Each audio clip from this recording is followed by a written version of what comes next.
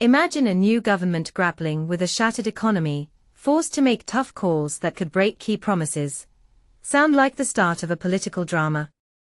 Well, welcome to the real-life saga unfolding in the UK, where Chancellor Rachel Reeves is signalling potential tax hikes, despite Labour's pledges, all to tackle inherited messes from years of neglect. But here's where it gets truly gripping. Is honesty in tough times worth shattering voter trust? Let's dive into the details and explore why this budget season feels like a high-stakes balancing act. Rachel Reeves has firmly declined to promise no tax increases for this month's budget, emphasizing her need to confront the harsh realities of the UK's financial landscape rather than clinging to idealistic visions. She hinted at raising income tax, which would mark a clear departure from Labour's election manifesto vow, citing public finances that turned out far worse than anticipated due to prolonged economic mishandling under previous administrations. At a press briefing held early in the morning outside Downing Street, Reeves urged everyone to contribute to securing Britain's future. Each of us must play our part, she declared.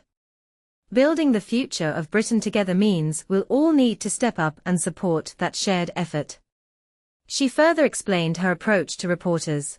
In my role as Chancellor, I must address the world as it actually exists, not as I'd prefer it. When difficulties arise, the real issue is how we tackle them, not whether we ignore them entirely.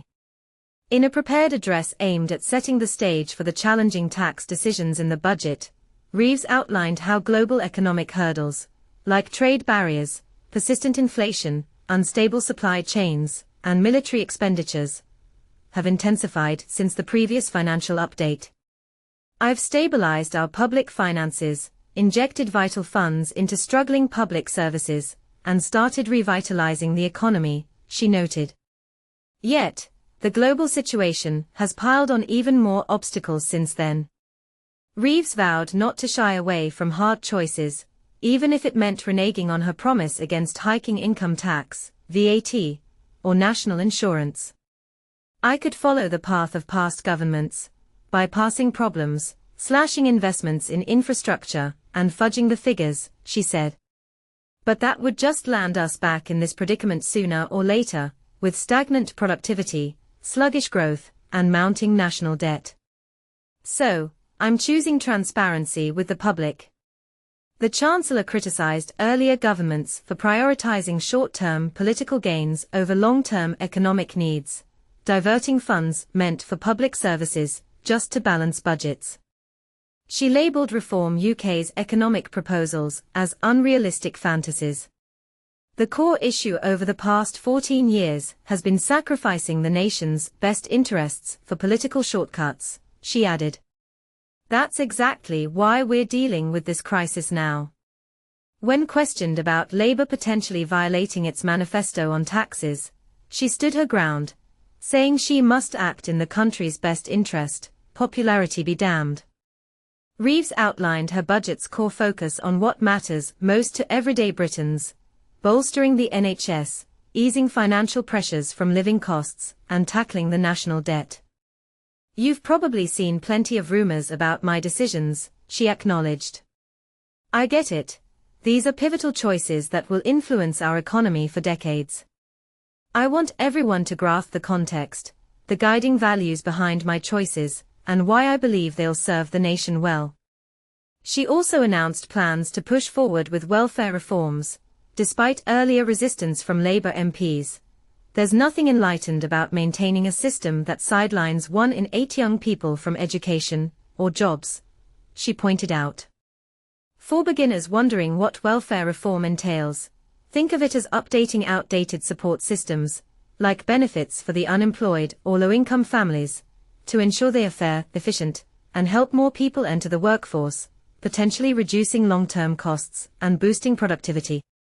Reeves shot down appeals from the left wing to bypass her strict fiscal guidelines and increase borrowing, stating, "No clever bookkeeping can alter the fundamental truth that government debt gets sold in financial markets. The more we issue, the higher the interest costs." It's crucial for both the public and policymakers to face this reality. To clarify for those new to fiscal rules, these are self-imposed limits on government spending and borrowing, much like a household budget, designed to keep debt manageable and prevent economic instability. Think of them as guardrails against overspending that could lead to inflation or market turmoil. Right after Reeves' briefing, Conservative leader Kemi Badenoch blasted her as presiding over a textbook example of orchestrated economic decay, accusing her of deflecting blame for tax increases. "It's absurd to watch Rachel Reeves point fingers at everyone but herself," Badenoch remarked. "Joblessness has climbed each month since Labour took power, yet she pins it on me. That's nonsensical." Badenoch claimed Reeves lacks a strategy. If she had one, she'd be detailing actions beyond just raising taxes. Instead, she's just scapegoating others. This is a chancellor cornered, clueless about her next move. And this is the part most people miss. These verbal sparrings aren't just sound bites. They highlight a deeply divisive debate on accountability. Is Reeves truly confronting inherited problems, or is this a convenient excuse? Interestingly, UK borrowing costs dipped slightly as Reeves reaffirmed her unwavering dedication to those fiscal rules, calming bond markets during her talk. The yield, or effectively the interest rate, on 10-year UK bonds decreased by 0.045 points to 4.39% that Tuesday morning, while the 30-year bond yield fell by 0.05 points to 5.166%. For context, bond yields are like the price tags on loans to the government. Lower yields mean cheaper borrowing, which can free up funds for public services without raising taxes, a small win in the broader fiscal puzzle. Top financial experts are reportedly betting on rolling out the pitch, that is, gradually unveiling major budget changes, to avoid shocking markets, drawing from the success of last year's budget where pre-announced tweaks to investment rules and employer national insurance hikes, though divisive, were anticipated and thus less disruptive. Yet, some insiders within the government see a less dire economic picture than painted. They acknowledge the Office for Budget Responsibility's recent downward revision on productivity as a complication, essentially, projections showing the UK economy growing more slowly than expected, which could widen budget gaps. However, they highlight mitigating factors like declining borrowing expenses and a growing workforce that might soften the blow. Anticipated interest rate reductions by the Bank of England and unexpectedly robust consumer spending could further cushion the impact. As an example, imagine a family budget strained by unexpected bills, but offset by lower mortgage rates and extra income. Similar dynamics could help navigate this.